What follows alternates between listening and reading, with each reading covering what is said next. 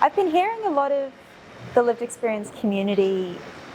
We've been saying a lot of things, a lot of times to a lot of people over the last few years.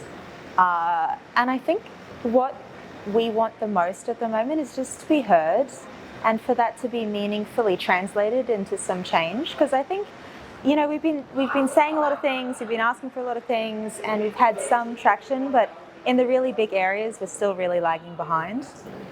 The most important thing about having an actual lived experience peak is that we've got a space that's ours, that gives us power, that gives us voice.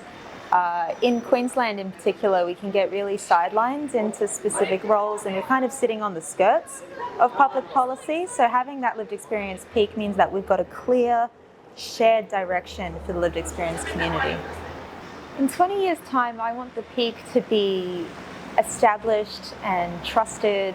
I want it to have the community's faith. I want it to work how the community wants it to work, and I want to have some real demonstrated initiatives and projects that we can link to the peak working in Queensland.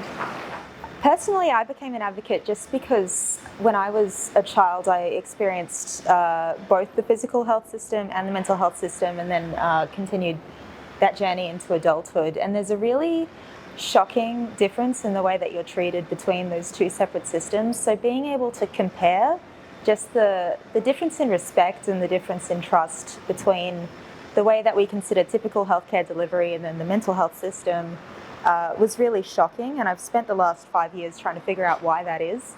And along the way stumbled across a number of other really significant difficulties that are happening in this space.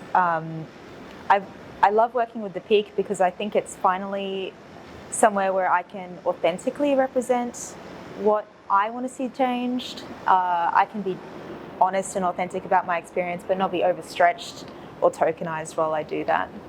The most important thing I want to address is funding structures and how mental health, alcohol and other drugs, and suicide prevention is positioned within the broader health system. I think we know that it doesn't work. I think we've known that for a long time. And I think the first thing that needs to change is how we're funding and delivering these services in order to really get those broader gains for our community.